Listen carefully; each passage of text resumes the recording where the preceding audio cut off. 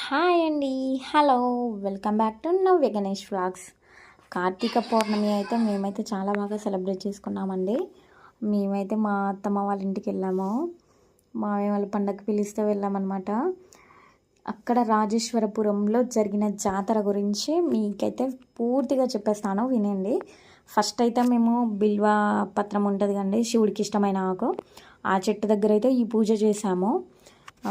ఇలా ఒత్తులు 365 ఒత్తులు వెలిగించి ఇలా ఉసిరికాయ మీద కూడా ఒత్తులు దీపాలు పెట్టేసుకున్నాం అనమాట.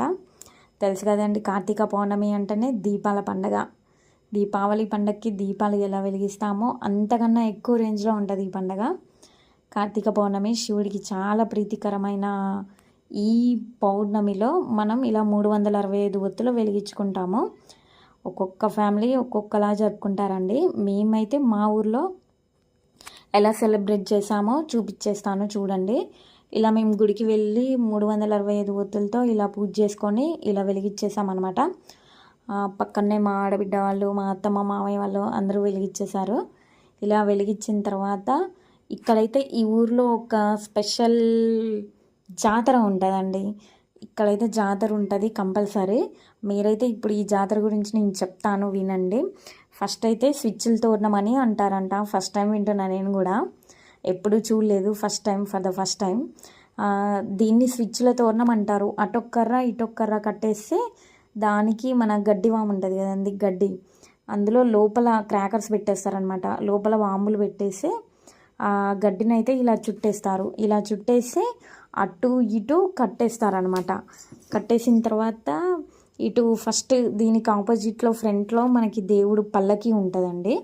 శివుణ్ణి ఊరేగిస్తారనమాట ఈ ఊళ్ళో. ఈ స్విచ్ల తోరణం అయిపోయిన తర్వాత శివుణ్ణి ఇక్కడ నుంచి ఊర్లో మొత్తం కాగడ పట్టుకుంటారు కదండి. ఇలా మనం పాతకాలంలో చూసాం కదా, కర్రలతో కాగడ పట్టుకొని అలా కాగడ పెట్టేసుకొని ఊరు మొత్తం ఈ పల్లకీతో ఊరేగిస్తారండి. ఇప్పుడు వీళ్ళు ఇక్కడ మంట పెడుతున్నారు చూడండి ఈ వీడియోలో. అది ఏంటంటే ఒక 2-3 టీమ్స్ ఉంటాయండి.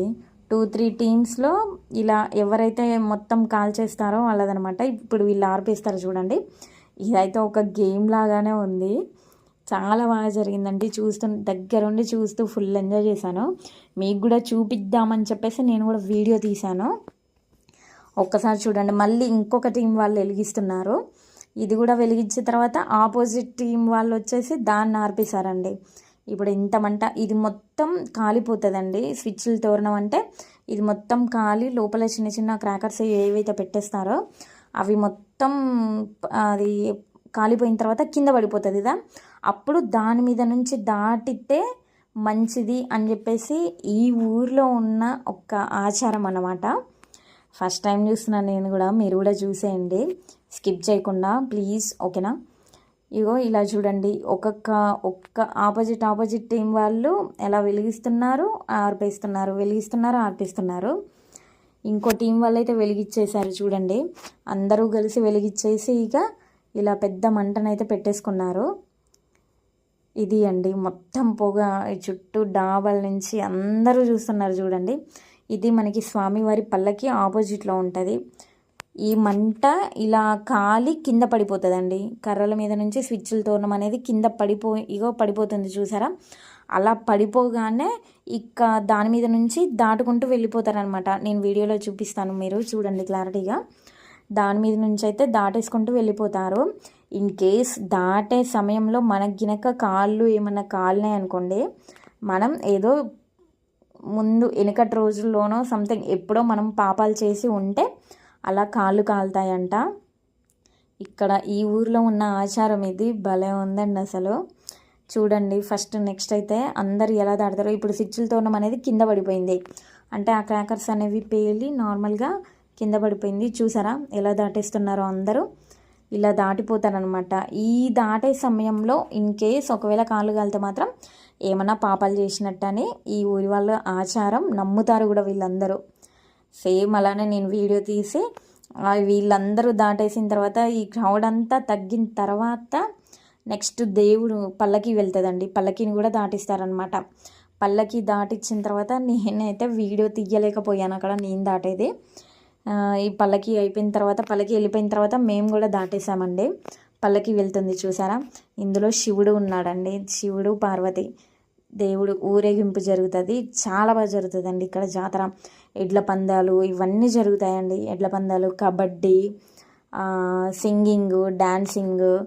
ఈ వీడియోకి ముందు చాలాసేపు డాన్స్లు వేశారండి, కాకపోతే ఫుల్ రష్ ఉండడం వల్ల నేను వీడియో తీయలేకపోయాను. ఇది అండి ఈ ఊరి యొక్క ఆచారం. అయితే మేమైతే దీపాలు వెలిగించేసి ఇంకా దర్శనం చేసుకొని మంచిగా గోత్రనామాలు అని చెప్పి దర్శనం చేసుకున్నామండి అయ్యగారితో.